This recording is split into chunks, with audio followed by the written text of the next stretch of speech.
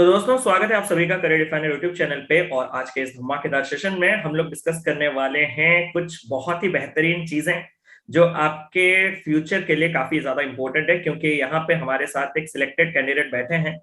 ऐसे success stories और भी आपको इस चैनल पे मिल जाएंगे, बहुत से मास सक्सेस स्टोरीज भी मिल जाएंगे, बट आज के इस सेशन का जो सबसे खूबसूरत चीज है कि हम वन ऑन वन जो इंटरव्यू या फिर जो हम कन्वर्सेशन यहाँ पे करेंगे, उसका रीजन मैं पहले आपको बता देता हूँ कि साल 2019 से वो लगातार मेंस एग्जामिनेशन दे रहे हैं। मैं ये नहीं कह रहा कि प्रिपरेशन स्टार्ट किए, साल 2019 से वो लगातार मेंस एग्जामिनेशन दे रहे हैं और मेंस एग्जामिनेशन में भी कुछ मार्क्स के वजह से उनका सिलेक्शन रुक रहा है। कुछ मार्क्स, ऐसे तो बहुत से लोगों का हमेशा सिलेक्शन रिजेक्शन का सफर चलता रहता है, बट जो कुछ मार्क्स से कटना और उसके बाद फिर से वापस ट्रैक पे जाके 2020 पे प्रिपेयर करना और फिर से 2020 में मेंस में कुछ मार्क्स से कटना, फिर 2021 में प्रिपेयर करना और फिर मेंस में कुछ मार्क्स से कटना और फिर वापस 2022 में जाने का हिम्मत बहुत ही कम लोग रख पाते हैं। तो ऐसे ही एक शख्सियत दुर्गा मंडल जी के साथ मैं आप सभी को मुलाकात करवाना चाहता हूं, जिन्होंने फाइनली 2022 में अपना सिलेक्शन लिया है। सबसे पहले तो मैं उनको हार्दिक बधाइयां देना चाहता हूं, कॉन्ग्रेचुलेशंस। और थैंक यू अब सो मच सर। बात करते हैं कि क्या कुछ उनका सफर रहा, क्या क्या उनके कुछ फेलियर्स थे और उन फेलियर से उन्होंने क्या सीखा, वो आपको क्या लेसन दे सकते हैं। जैसे कि आपका ये जो स्पैन है इतना ज्यादा खिंचा हुआ ना होके वो टाइम थोड़ा कम हो सके, यही इस छोटे से सेशन का मोटो है। तो over to you Durga ji, बताइए आप कैसे हैं, कैसे चल रही है। और तैयारी तो नहीं पूछूंगा फिलहाल, तो आप कैसे हैं बताइए, कैसा लग रहा है पेरेंट्स का। प्रणाम सर। प्रणाम प्रणाम प्रणाम। सर मैं बढ़िया, आप कैसे? मैं तो हमेशा की तरह बढ़िया हूँ, शानदार, जिंदाबाद, जबरदस्त। चलो। तो सर मैं जैसा कि बताऊं तो मैंने 2019 में ही प्रिपरेशन स्टार्ट किया था, जनवरी से। अच्छा।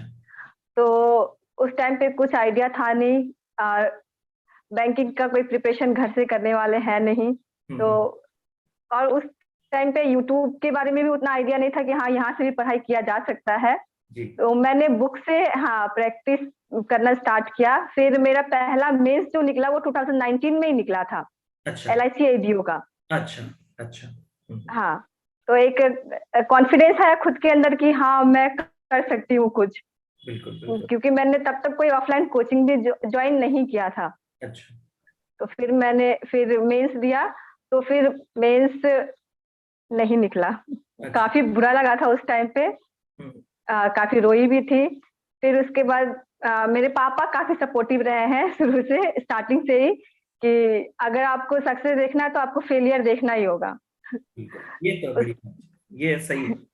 तो तो फिर से मैंने प्रिपरेशन स्टार्ट करे। फिर से मैंने 2021 में दिए। 2021 में भी मैंने IBPS क्लर्क दिया था, IBPS PO भी दिया था, और RRB। तो उस टाइम पे बस दो ही एग्जाम निकले थे, फिर दोनों के मेंस नहीं निकले।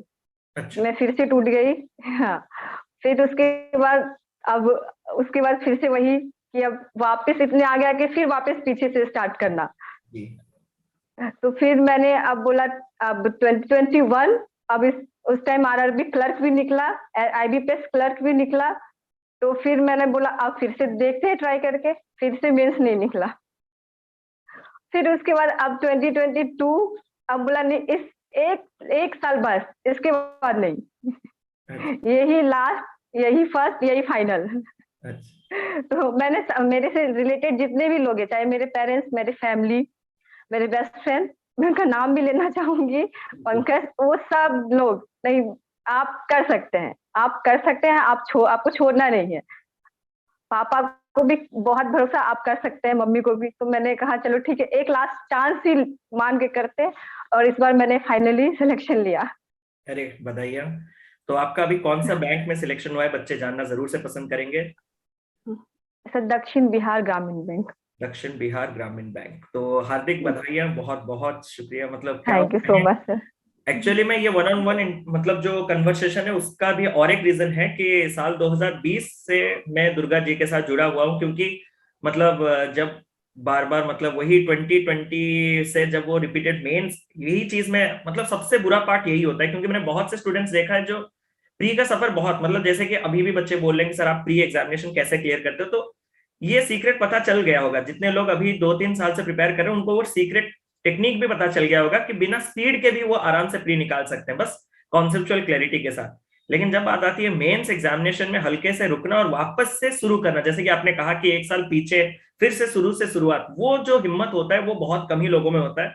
और ये चीज आपने प्रूव कर दिया कि नहीं, मतलब अगर आप हौसला रखें, हिम्मत रखें, तो डेफिनेटली आप क्लियर कर सकते हैं।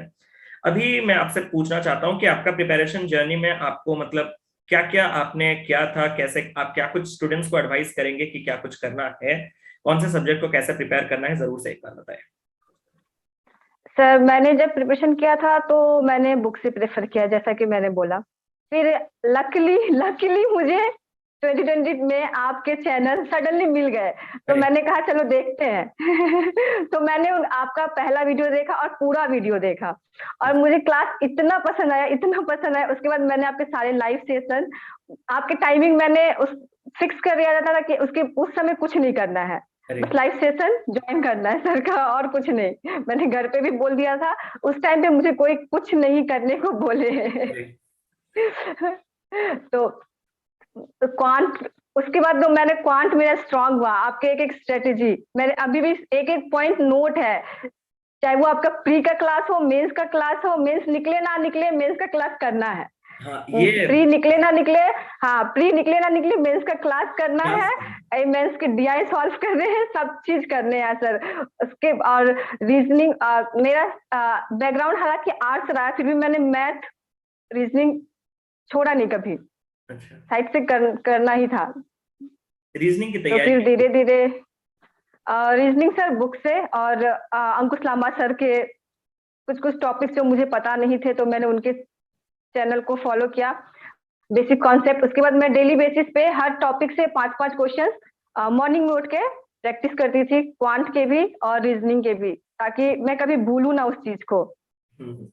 तो ऐसे करते करते नहीं, फिर। रीजनिंग आपको सीखना जरूरी है, क्योंकि मतलब रीजनिंग एक ऐसा चीज जी है, सर। एक बार आप सीख जाएं किसी से तो आपको लगेगा हम कहीं से कुछ नहीं सीखे, हम खुद ही कर देंगे सब कुछ। रीजनिंग एक ऐसा चीज है, हाँ। लेकिन वो चीज जो स्टार्टिंग से जी सीखना सर। होता है वो बहुत जरूरी होता है। प्रॉपर वे, प्रॉपर बहुत। अप्रोच, एक चीज को टैकल कैसे किया जाता है, उस टाइम पे थॉट प्रोसेस आपका क्या रहना चाहिए, उसका बेटर बेस्ट अप्रोच क्या होना चाहिए। तो रीजनिंग तो मैं तो सभी को सजेस्ट करूंगा कि रीजनिंग सबसे पहले सब कुछ कवर अप कीजिए अच्छे से। ऐसा नहीं कि रीजनिंग मन से बनाना होता है इसलिए खुद के भरोसे चले जाएंगे। बहुत से ऐसे चीजें आपके सामने होंगे जो आप बना तो देंगे, लेकिन आपको बनाने के लिए अगर 5 मिनट, तो कोई अगर उसका ट्रिक व्रिक डाल देगा तो 2 मिनट में बन जाएगा। तो वो सारी चीजें आपको भी जानने हैं अगर आपको सिलेक्शन लेना है। तो मैं ये तो सजेस्ट करूंगा कि रीजनिंग और क्वांट अच्छे से कंप्लीट कीजिए। रही बात इंग्लिश की, तो इंग्लिश आपने कैसे क्या कुछ प्रिपेयर किया, जरा बच्चों को बताएंगे। सर इंग्लिश मेरे स्टार्टिंग से बहुत ही वीक रहे, बहुत ही वीक। ऐसा भी एक टाइम था जब मेरे टेस्ट में मार्क्स 0 आते थे इंग्लिश में। तो अच्छा। मैं काफी नर्वस थी कि हाँ, कि मैं करूँ तो करूँ क्या। तो मैंने अपने फ्रेंड्स से सजेशन लिया कि आखिर इंग्लिश ठीक कैसे करें। तो मैंने तो सुजाता जो है उन्होंने मुझे बताया कि आप मॉक दे, प्रैक्टिस करें, क्लासेस देखे कैसे करना है। आप प्रैक्टिस में आपका खुद इम्प्रूवमेंट होगा, जहाँ गलती हो रहा है उसको नोट करें। तो धीरे धीरे सर आरबीआई असिस्टेंट मेंस में मेरा इंग्लिश में मार्क्स 0 से 26.75। तो वो कभी भूलने वाली बात है नहीं कि मैं यहाँ से यहाँ आई इंग्लिश में। जी। नहीं, बच्चों को ये बहुत मतलब एक मिसकॉन्सेप्शन सा बैठा है कि अगर अभी भी बहुत से बच्चे हैं जो ना कि मतलब कोई भी मॉक लगाए सपोज प्री का, तो वो क्वांट का और रीजनिंग का ही एनालिसिस करते हैं, ठीक है। वो इंग्लिश का एनालिसिस पता नहीं क्यों नहीं करते। उनको लगता है कि इसमें से मतलब बेनिफिट कुछ नहीं निकलेगा, मतलब हाँ सीख जाऊंगा तो भी क्या बनेगा, ऐसा लगता है दिमाग में। हाँ, क्वांट में अगर कोई नया चीज, नया फॉर्मूला सीख गया या नया क्वेश्चन सीख गया, नया कॉन्सेप्ट सीख गया, तो अगले क्वेश्चन पे लगाऊंगा। लेकिन इंग्लिश में उनका खुद का मोरल इतना डाउन है कि उनको भरोसा नहीं है कि मैं खुद एक चीज मतलब किसी रिटर्न सोर्स से सीख सकता हूँ। तो ये चीज मैं आप सभी को कहना चाहता हूँ, रिटर्न सोर्स से बहुत चीजें सीखा जा सकता है। अभी तो हम सब एजुकेटर्स मिलकर आप लोगों के सामने हैं। जब हमारे जनरेशन की बात की जाए तो उस टाइम पे सभी लोग जो सिलेक्शन ले रहे थे वो बुक्स वगैरह पढ़ के ही सिलेक्शन ले रहे थे। तो ऐसा नहीं कि कोई चीज के लिए आप खुद नहीं कर सकते। तो ये मैं सजेस्ट करूंगा मेरे सारे स्टूडेंट्स को कि इंग्लिश का जब आप लोग कोई भी मॉक्स वगैरह देते हो तो उसका प्रॉपर एनालिसिस कीजिए। आप 30 डेज तक, अगर कोई एक बिगनर ये वीडियो देख रहा है तो मैं उसको कहूंगा 30 डेज तक आप बस मॉक्स को मतलब अटेम्प्ट करते रहिए, और इंग्लिश के सेक्शनल मॉक्स को अटेंड करते रहिए और उसको ही मतलब एनालिसिस करते रहिए। आपका काफी ज्यादा डेवलपमेंट होगा। 15-20 दिन के बाद तो आपको ये पता चलेगा कि कॉमन कॉमन एरर जो होते हैं, एरर के मतलब मेथड्स जो होते हैं वही एरर्स आते हैं, वही सिल्ली वाले जो नॉर्मल वाले मतलब आर्टिकल का वगैरह का ये सब चीजें आते हैं। तो आप एक बार सभी लोग एनालिसिस जरूर से कीजिएगा। और सबसे इंपॉर्टेंट चीज जनरल अवेयरनेस, करंट अफेयर्स। अब तो ये टाइम में ये सवाल तो बहुत मतलब इम्पोर्टेंट है, क्योंकि आगे अभी आने वाला है एसबीआई क्लर्क मेंस और साथ ही साथ एसबीआई पीओ मेंस। तो बच्चे ये तो अभी कल रिजल्ट निकला और बच्चे आज तो जनरल अवेयरनेस के पीछे पागल। तो एक बार जरूर से बता दें कि आपका क्या कुछ सोर्सेस था। सर मेरे जितने भी सिलेक्शन अभी तक रुके थे करंट अफेयर्स की वजह से रुके थे। तो मैंने क्या किया, मैंने अड्डा 247 से डेली बेसिस पे पहले उसको मैं नोट करती थी, और फिर मैं क्लासेस भी देखती थी डेली बेसिस पे, अच्छा। क्योंकि बिना सुने मुझे वो दिमाग में रहता नहीं है। तो हम्म। मैं उस उसको वीडियो देख के डेली बेसिस पे नोट करके फिर नेक्स्ट डे उसको रिवाइज करती थी 1 घंटे। अच्छा। फिर रिवाइज करने के बाद फिर नेक्स्ट डे जो करंट अफेयर्स है उसको नोट डाउन करके फिर अगले नेक्स्ट डे जो बाकी का 2 दिन का है उसको रिवाइज करती थी। अच्छा, मतलब ऐसे पूरा करते करते क्यूमुलेटिव मतलब यही कि वो चलता था। बंडल बनते गया, हाँ वो बंडल बनते गया, और मैं रिवीजन चलता गया वैसे। और उसके बाद रात को टेलीग्राम पे हमारा एक ग्रुप है, तो उसमें हम लोग 3 लड़की, तो हम लोग उस पर क्विजेस वगैरह लगाते थे। काफी ग्रुप्स है जिसमें क्विज लगाना है, ग्रुप डिस्कशन करना है, तो ऐसे करते करते ताकि भूले ना। हाँ, ये बहुत इम्पोर्टेंट और है, डिस्कशन एक इम्पोर्टेंट चीज है। तो वो चीज बहुत जरूरी है। जैसे कि मुझे याद है जब अपन अपन लोग ऑफलाइन पढ़ाते थे, तो बच्चों का एक सेपरेट मतलब था कि भाई साहब डे एंड जितने टाइम भी वो लाइब्रेरी में पढ़ेंगे, डे एंड में वो सभी लोग मिलके जो भी एक ग्रुप ग्रुप बना देते थे, तो वो डिस्कशन करके जाएंगे जो जनरल अवेयरनेस करंट अफेयर्स पढ़े, ताकि इसके चीज इसको मालूम हो जाए, इसके चीज इसको मालूम हो जाए। तो एक ग्रुप मतलब वो तो इम्पोर्टेंट है। लेकिन अभी अगर आप ऑनलाइन क्लासेस ले रहे हैं, तो जब भी कोई चीज को डिस्कशन करना होगा ना, तो उसको मल्टीपल टाइम्स रीडिंग वो भी देने से आपको बन जाएगा चीज काम। बट लोग बच्चों का तो अभी पेशेंस बहुत कम है। एक्चुअली मैं भी ये कहता हूँ कि हम लोग एक बार पढ़ते हैं तो सभी को लगता है कि याद रह गया, लेकिन वो रहता नहीं है। वो वोलेटाइल मेमोरी में कुछ ही देर तक हम्म, चलता है, और आपको उसको निकालना होता है जाके पेपर में। तो एक बार रीडिंग में तो काम नहीं बनेगा। तो मैं आपको बस इतना कहूंगा कि जब भी आप रीड करें तो 2-3 बार रीड कर दें एक टाइम पे।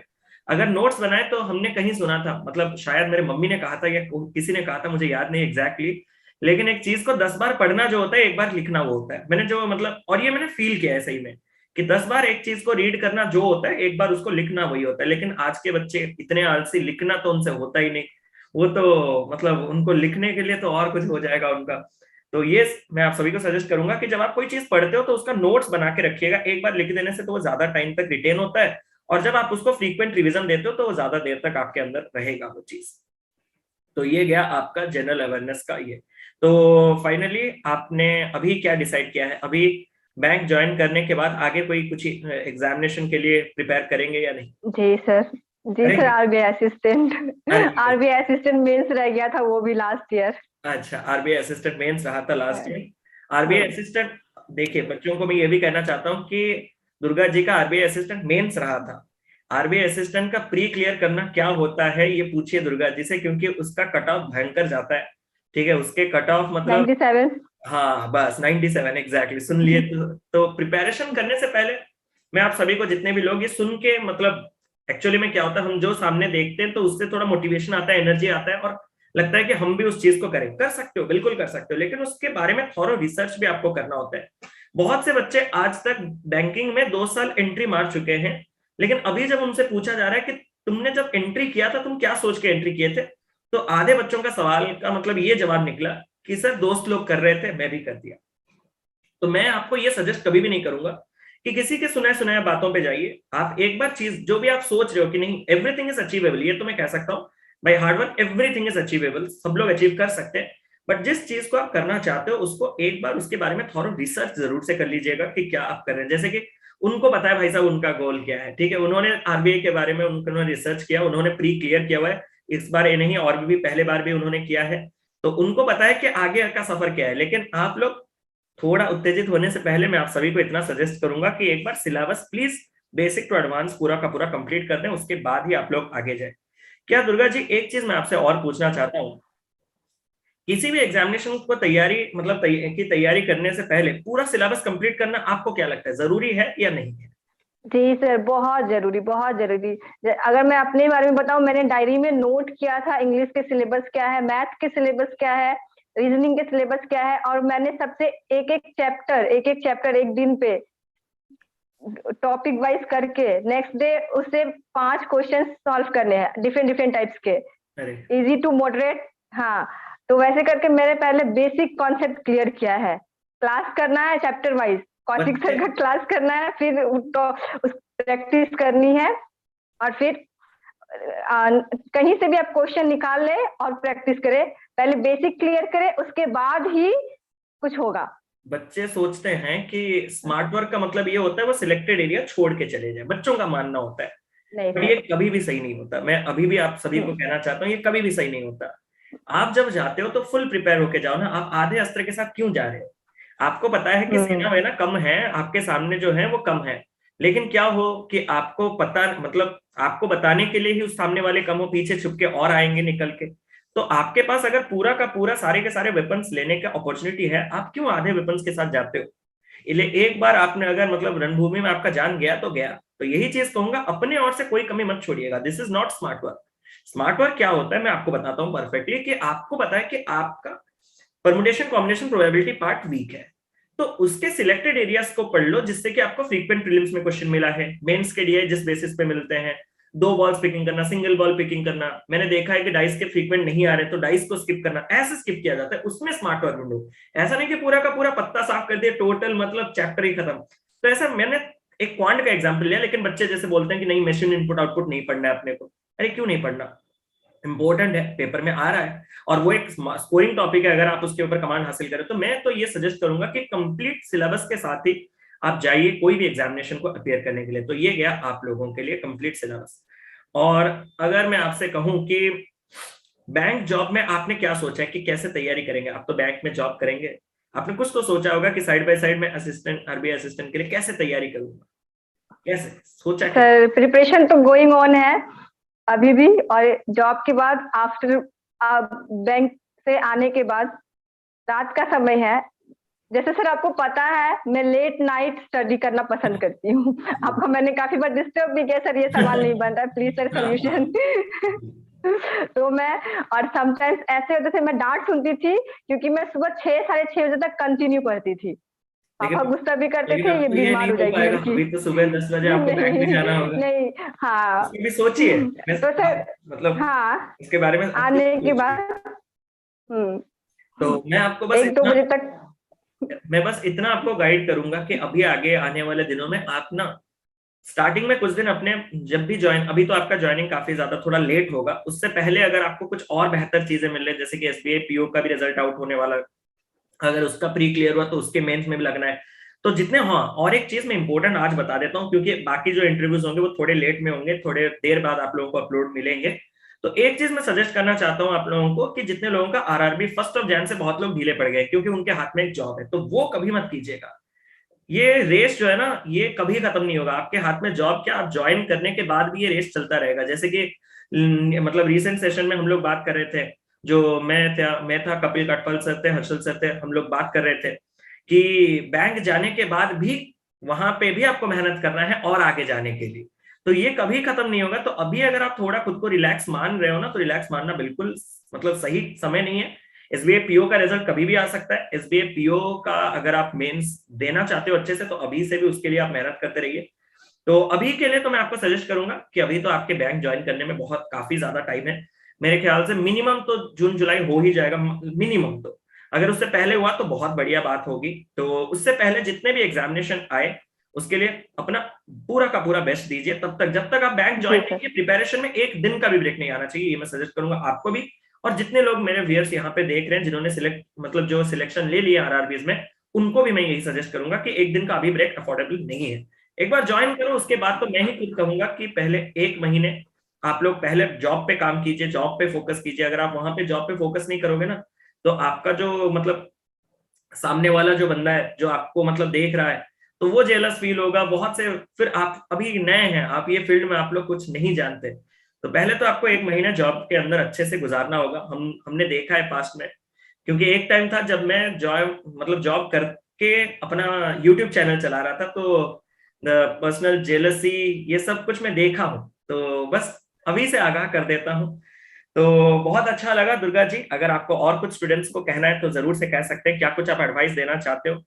एक बार जरूर से बच्चों को बता दें। मैं बस इतना ही बोलना चाहूंगी, आपको कितने भी फेलियर्स मिले आपको रुकना नहीं है। सक्सेस अगर कोई दूसरा इंसान ले सकता है तो हम लोग भी ले सकते हैं। वो हमारे जैसे ही नॉर्मल इंसान है, बस आपको अपनी कमी को देखते हुए उस पे वर्क करना है, रुकना नहीं है। अगर एग्जैक्टली। आपको खुद पे भरोसा है, आप आपसे जुड़े लोगों को आप पे भरोसा है, तो आप डेफिनेटली कुछ ना कुछ अचीव कर ही सकते हैं लाइफ में। ये बेहद मतलब बहुत बहुत बहुत इंपॉर्टेंट पॉइंट है, क्योंकि इससे मैं बस एक अपना, क्योंकि आपको लग रहा होगा कि मैं सारे पॉइंट्स अपने पे ले रहा हूँ, लेकिन आप जो जो पॉइंट्स कह रहे हैं ना, वो मुझे अपने पास्ट के बारे में कुछ ना कुछ तो नहीं याद दिला रहे हैं। तो जैसे कि अगर मैं बात करूं कि जिस टाइम पे मैंने चैनल स्टार्ट किया था, सारे आपके एग्जिस्टिंग चैनल्स थे, तो अगर मैं यही सोच के रह जाता कि मैं इतना पीछे हूं, अभी स्टार्ट करूंगा, कहां तक पहुंच पाऊंगा, रहने देते हैं, अगर ये सोच मैं सोच लेता कभी भी, क्योंकि हाँ स्टार्टिंग से पहले सोच लेना अलग बात है, क्योंकि उस वक्त तक मैंने फेलियर क्या है नहीं जाना था। फेलियर क्या था? फेलियर ये था कि जब आप वीडियोस अपलोड करोगे और आप उसको स्क्रॉल करते रहोगे, 1 से 2 भी व्यू ना हो, फिर स्क्रॉल करते रहोगे, 3 व्यू आए, 4 व्यू आए, 100 व्यू, मतलब टेंशन से 1000 व्यू छू गया तो मतलब मिठाई बांटो, मतलब उत्सव की तैयारी करो, उस टाइप का। तो वैसे कंडीशन पे भी हमने गिव अप नहीं किया था। बहुत बीच में भी एक और स्टेज आया जहां पे चैनल मतलब ऑलमोस्ट बंद होने के कगार पे था, वो अब बहुत पुराना फेज की बात है। तो वहां पे भी मतलब दिमाग कुछ काम करना बंद कर दिया था, व्यूज वगैरह नहीं आ रहे थे, लेकिन एक चीज मैंने तो सोचा कि अपना बेस्ट देके ही, मतलब मैं अपना बेस्ट देता रहूंगा, फिर देखना है क्या होता है। और वैसा ही हुआ कि कुछ हुआ, कुछ वीडियोस वायरल हुए, कुछ वीडियोस के चलते आज चैनल भी इस मुकाम पे। तो अगर यही चीज मैं कहना चाहता हूँ कि मेरे पास ऑप्शन था गिव अप करके आराम से अपना बैंक जॉब रखने का, आराम से, लेकिन मैंने कंफर्ट जोन को गिव अप किया और इस जोन पे मैं एंट्री किया। तो हमेशा जैसे कि दुर्गा जी ने कहा कि वो भी इतने सालों से मेंस में, वही चीज जो है, इसीलिए आज ये इंटरव्यू खास है कि मेंस में कुछ मार्क्स के चलते जब रिजेक्शन होता है ना, तो आपका मन भी छूट जाता है, हाय नहीं शायद ये चीज मेरे लिए नहीं बना है। ये हमेशा आता होगा आपके थॉट में, शायद भगवान, ऐसा भी पॉजिटिव आया होगा कि भगवान शायद मेरे लिए कुछ और अच्छा करना चाहते हैं, ये भी आया होगा कभी कभार कि शायद इसीलिए ये वाला एग्जाम रुक रहा है। लेकिन जब तक हम अपना बेस्ट दे सकते हैं, हम भगवान के ऊपर भी डिपेंडेंट नहीं रहेंगे, हम अपना बेस्ट देंगे, उसके बाद जो भगवान की मर्जी है वो तो उसके सामने तो हम कुछ भी नहीं है। तो बस आप सभी लोग ऐसे ही मेहनत करते रहिए, पढ़ते रहिए, आगे बढ़ते रहिए, चैनल के साथ जुड़े रहिए, और भी ऐसे आपके सक्सेस स्टोरीज हम लोग चैनल पे लाते रहेंगे। तो और Durga ji, thank you so much, आप चैनल पे आए, अपने एक्सपीरियंस को शेयर किया, अपने थैंक यू वीडियोस को सो मच कंप्लीट सर, किया। बात करने के लिए थैंक यू सो मच अरे तो बस यही सर। कह के मैं आज के सेशन को एंड कर रहा हूँ, और जल्द ही आपके यूट्यूब पे भी क्लासेस स्टार्ट हो जाएंगे। प्लस पे भी आप लोगों के फाउंडेशन बैच स्टार्ट हो रहा है, अनअकैडमी प्लस पे भी बैच स्टार्ट हो रहा है, मेंस का बैच भी स्टार्ट हो रहा है। तो हर जगह क्लासेस आपके 5 जनवरी से देखने के लिए मिलेंगे, चैनल पे भी, अनअकैडमी पे भी। तो जुड़े रहिएगा दोनों जगह जहां पे आप मुझसे कनेक्टेड हैं। तो thank you so much, thank you so much Durga ji, चलता हूँ, एंड करता हूँ आज के सेशन को। Love you all, tata bye bye, take care, God bless you, thank you so much.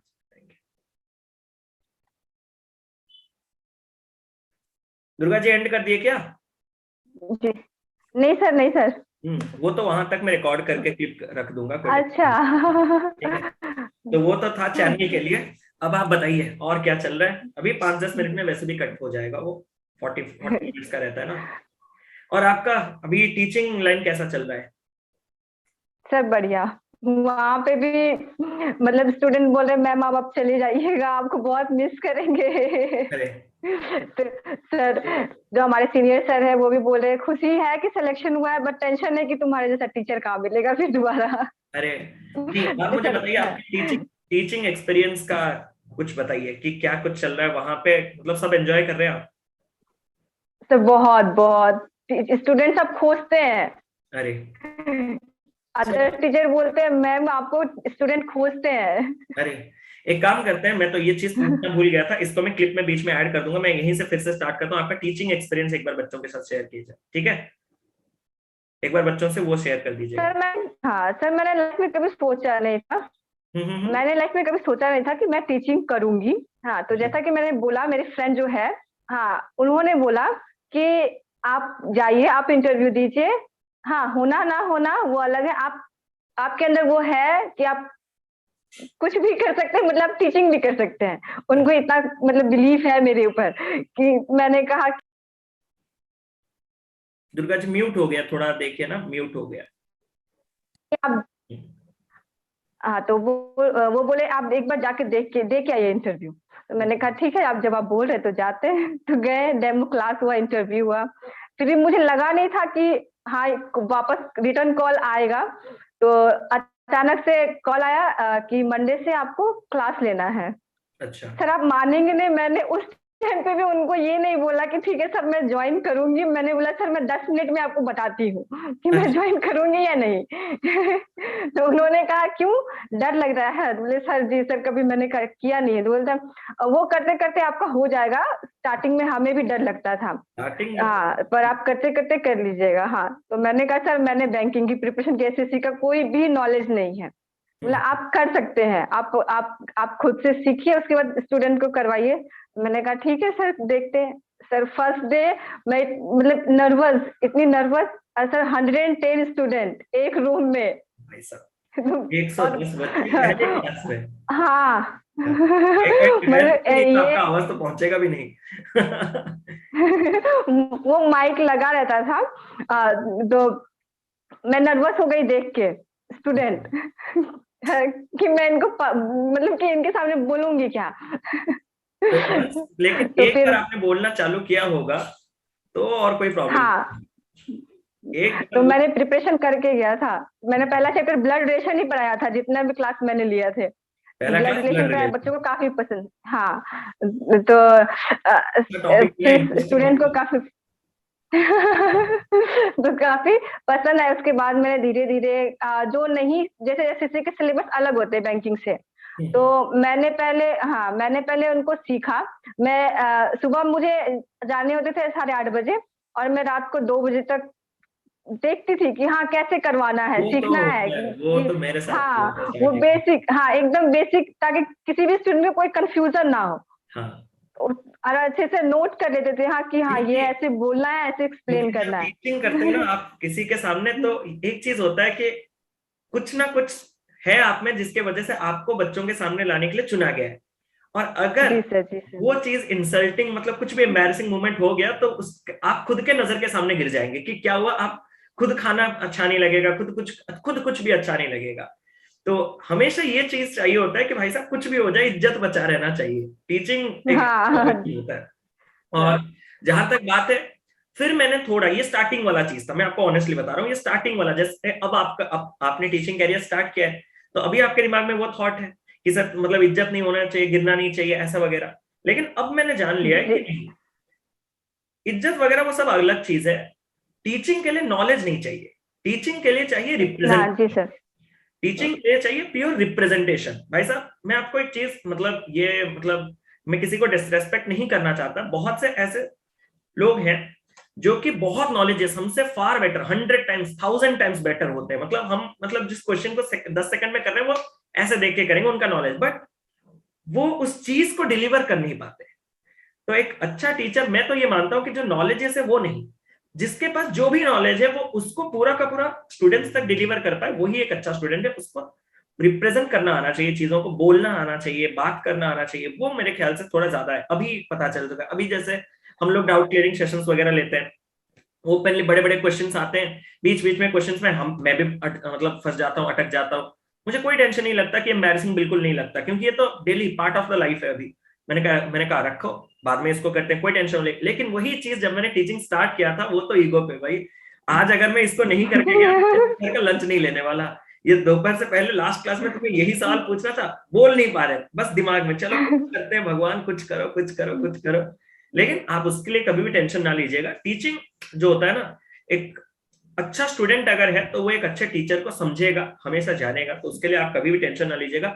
लेकिन अगर आप ज्यादा टेंशन लेंगे ना, तो आपके दिमाग में जो थॉट्स भी आ रहे होंगे उस क्वेश्चन को सॉल्व करने के लिए, वो भी चले जाएंगे। तो इस चीज का कभी लोड ना लीजिएगा, आराम से अपने टीचिंग कैरियर पे भी फोकस कीजिए जितने दिन तक आप हैं। और टीचिंग ऐसा एक ऐसा प्रोफेशन है, मैं आपको अभी बोल के जाता हूँ, आप मुझे बोलेंगे जरूर से जब आप ज्वाइन कर लेंगे कि सर मन तो कर रहा है वापस से ज्वाइन कर लूं। अब अगर आप दोनों को दोनों एक साथ बैलेंस कर पा रहे हैं तो सो फार सो गुड, क्योंकि आपको पोस्टिंग जो है वो आपको होम टाउन में, मतलब होम टाउन में ही मिलने के चांसेस है। मतलब लड़कियों को यूजुअली बहुत नजदीक मिल जाता है, तो उसके लिए। सर बट मैं तो वेस्ट बंगाल से हूँ, हाँ, आपने अप्लाई, और मैंने अच्छा बिहार से अच्छा अप्लाई किया था। अच्छा अच्छा हाँ अच्छा, नहीं अब और तो हाँ हाँ। नहीं हो सकता। अब लेकिन अगर आप वेस्ट बंगाल में सिलेक्ट होते ना, वेस्ट बंगाल के ग्रामीण बैंक में कोई भी, तो वहां पे आपके पास, मतलब फीमेल कैंडिडेट्स के पास अपने होम टाउन का एक छोटा सा एडवांटेज रहता है। दूर दूर में वो हम लोगों को भेजते हैं, मुझे जैसे भेजा था, मुझे आज भी याद है, मेरा घर कहाँ वो मुझे भेजे कहाँ। और वैसे हाँ। पड़ोस में है वो, आके कहीं दूर से रह रहा है यहाँ। मैंने कहा चलो कोई नहीं। तो ऑप्शन नहीं था सर, लास्ट ईयर दिए थे यहीं से, मैंने यहाँ से वेस्ट बंगाल से, तो यहाँ से कट ऑफ 2 मार्क्स कम, और जो बिहार का कट ऑफ था उससे मेरे 2 मार्क्स ज्यादा। मैंने सोचा अब रिस्क लेना ही नहीं है। हाँ, नहीं नहीं नहीं, चले कोई नहीं, जो होता है अच्छे के लिए होता है, भगवान ने कुछ ना कुछ आपके लिए प्लान किया होगा, और ये एंड थोड़ी ना है, अभी तो ये तो शुरुआत है, अभी तो ये स्टेबिलिटी है, बस ये चीज याद रखिएगा, ये बस एक स्टेबिलिटी है। मतलब जैसे कि पेरेंट्स भी आपके ऊपर ट्रस्ट कर पाएंगे, आपको खुद के ऊपर ट्रस्ट होगा, आपके और कुछ अच्छा कर पाओगे, बेहतर कर पाओगे, अभी तो आपका एफिशिएंसी निखरेगा, देखिएगा। इसीलिए तो बच्चे, मुझे बहुत बार ये भी एक और पॉइंट में ऐड करना चाहता हूँ, बच्चे बहुत बार पूछ रहे हैं कि सर मतलब प्रीलिम्स क्लियर नहीं हो पा रहे हैं, ये नहीं हो रहा है, थोड़ा ये प्रॉब्लम है, लेकिन प्राइवेट बैंक में जॉब हो गया है, तो सर जाना चाहिए कि नहीं जाना चाहिए। मैं उस टाइम पे इनको यही कहता हूँ कि भाई साहब, जॉब स्कैर्सिटी टाइम है, अगर आपकी फाइनेंशियल कंडीशन को थोड़ा स्टेबल करना है तो मेरे ख्याल से ज्वाइन कर लेना एक वाइज होता है। क्यों? मैंने एक चीज फील किया है कि जब आप थोड़ा यहाँ पे कहीं ज्वाइन वन कर लेते हो ना, तो आपके अंदर से जो प्रेशर होता है वो थोड़ा रिलीज हो जाता है, और प्रेशर जब रिलीज हो जाता है तो आपके थॉट प्रोसेस चेंज होते हैं, आपका जो एफिशिएंसी है वो निखर के आता है, और उससे आप और बेहतर चीजें कर पाते हैं। तो बस, और क्या, यही आपसे कहना चाहता था। थैंक यू सो मच यार, बहुत अच्छा लगा दुर्गा जी आपसे बात करके वाकई में। ठीक है, तो सर और एक चीज बताना है हाँ सर, हाँ, प्लीज बताइए हो बताइए। सके तो इसको ऐड कर दीजिएगा। हाँ बिल्कुल। सर, ये सक्सेस मेरे अकेले की सक्सेस नहीं है, मेरी फैमिली काफी सपोर्टिव है, काफी, मेरे पेरेंट्स काफी सपोर्टिव है। मेरे पापा बोलते हैं तुम मेरी बेटी नहीं, मेरा बेटा है। अरे, ये तो सबसे प्राउड। हाँ हाँ। हाँ, मेरे साथ जुड़े हर लोगों ने मेरे साथ स्ट्रगल किया है, फिर जी, चाहे वो मेरे मम्मी पापा हो, मेरी फैमिली हो, मेरे सिस्टर, मुझे घर में कोई काम नहीं करने देते थे, कोई नहीं, तुम बस पढ़ाई करो, तुम्हें कुछ नहीं करना, तुम बस पढ़ाई करो, तुम सारा काम हम लोग संभाल लेंगे। मैं बहुत एग्जाम दिलाने लेकर जाना, मेरे पापा जाते थे, मेरे जीजू जाते थे, मेरे फ्रेंड पंकज जाते थे, वो मुझे इतना बुरा लगता था कि मैं अंदर बाहर, गर्मी हो, हाँ, बरसात हो, ठंडी हो, वो बाहर बाहर इंतजार करे इंतजार 2 घंटे, 3 घंटे, 3.5 घंटे, और वो एक अजीब लगता था कि सब मेरे लिए इतना कर रहे हैं और मैं सक्सेस नहीं ले पा रही हूँ, मुझे वो एक बहुत और अंदर गिल्ट, से गिल्टी फील होता था। वो एक अलग गिल्ट होता है, मैं समझता हूँ। हाँ तो, हाँ, ये सक्सेस सभी को डेडिकेटेड है, अरे सभी ने मेरे साथ काफी स्ट्रगल किया है। नहीं, सर इसको प्लीज, प्लीज इसको ऐड करिएगा। बिल्कुल बिल्कुल बिल्कुल, हम अभी भी हैं, पूरा का पूरा सेशन जाएगा, ठीक है, आप टेंशन ना लीजिए, पूरा का पूरा सेशन रिकॉर्डेड है, ठीक है, तो टेंशन ना लीजिएगा। ठीक है, तो ऐसे ही आप मतलब खुश रहिए, आपकी खुशी मतलब दिख रही है, तो ऐसे ही आप खुश रहिए हमेशा, जितना भी वर्कलोड हो। बस अपना आशीर्वाद बनाए रखिए। अरे बिल्कुल, हम क्या आशीर्वाद करने वाले क्या होते हैं, हमारा प्यार आप सभी के साथ है, ठीक है। तो बस अभी ठीक है चलते हैं, सर। सेशन को यहीं पे वाइंड अप करते हैं। थैंक यू सो मच, बहुत अच्छा ठीक है, लगा आपसे थैंक यू बात सर। करके, और उम्मीद कर रहा हूँ कि बच्चों को भी काफी कुछ इस सेशन से सीखने के लिए मिला होगा। तो चलिए एंड करते हैं। Thank you so much, thank you so much. ठीक है सर।